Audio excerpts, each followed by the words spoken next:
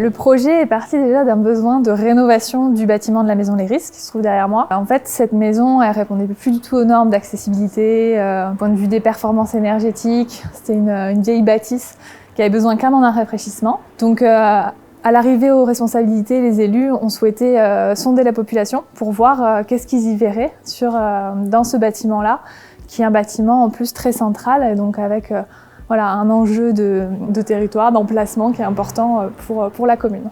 Parce qu'au début, on ne savait pas qu'on voulait faire un tiers-lieu. On a interrogé la population. Et donc, ce qu'il en est ressorti, c'est que ce soit un lieu de partage, d'échange, de lieu de rencontre. Ce lieu devait être tout ça en même temps. Donc, l'intention de la collectivité, c'est de dynamiser la ville et dynamiser le centre-ville de Villeneuve et de répondre aux besoins des Villeneuvois. Donc, il y a eu une enquête auprès de la population.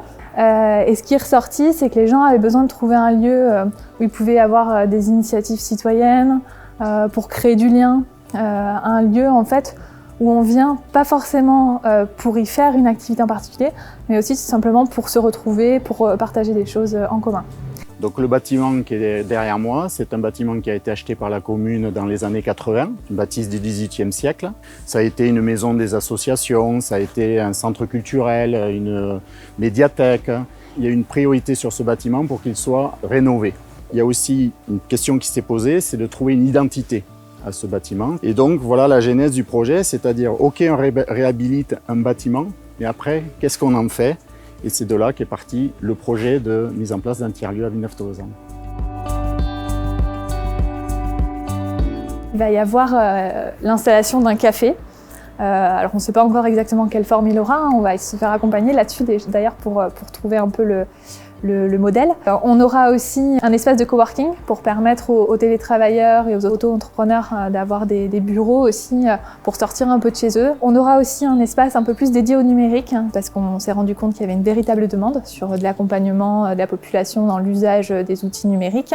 Et puis après, on aura aussi des services municipaux qui s'y installeront. Ce qui est ressorti de nos enquêtes publiques, de nos consultations, d'y faire un café solidaire, un espace de coworking. Et là où un point positif, c'est qu'on a créé un espace, un groupe plutôt, de travail avec des auto-entrepreneurs, des indépendants, des artisans de Villeneuve-Tolosane pour voir si ça pouvait les intéresser. Donc en fait, on a déjà réussi à embarquer, si j'ose dire, certains Villeneuvois sur la partie coworking. Donc en matière de gouvernance, on a en tête d'être partie prenante, au moins au départ, de la gouvernance du lieu. Mais aujourd'hui, tout est ouvert, on explore plusieurs pistes et c'est vraiment le sujet qui va arriver là dans les mois qui viennent. Comment va se traduire cette gouvernance partagée de ce lieu. Nous, ce qui nous a beaucoup servi, c'est le conseil de nous faire accompagner par la suite par France Active. C'est vrai qu'on s'est interrogé beaucoup sur le modèle de gouvernance, le fonctionnement, le modèle économique, c'est des choses sur lesquelles on n'a pas l'habitude de travailler, on n'est pas forcément compétent. Finalement, ça nous a beaucoup rassurés parce qu'on sait que maintenant, voilà, on est entre de bonnes mains pour poursuivre ce projet-là et qu'on aura à la fin quelque chose aussi de solide, de pérenne. Donc du coup, moi je vois deux choses importantes dans le fait de travailler la gouvernance sur un projet de tiers-lieu. D'une part, c'est pour consolider le projet en interne, c'est-à-dire qu'un tiers-lieu va accueillir plusieurs structures, avec des modèles, des finalités différentes, des missions différentes. Et du coup, travailler la gouvernance en interne, c'est ce qui permettra de pérenniser le projet, la solidité du projet dans le temps. Et d'autre part, en fait, c'est ce qui permet, sur travailler la gouvernance avec l'extérieur, avec son environnement, c'est ce qui permet qu'en fait le tiers-lieu soit vraiment pris en main par les usagers potentiels du lieu. Hein, c'est vraiment cet objectif. C'est pour ça que du coup, on les implique dans la construction, la définition dès le départ des activités, parce que c'est, j'allais dire, un des secrets ou une des clés qui fera que le lieu fonctionnera.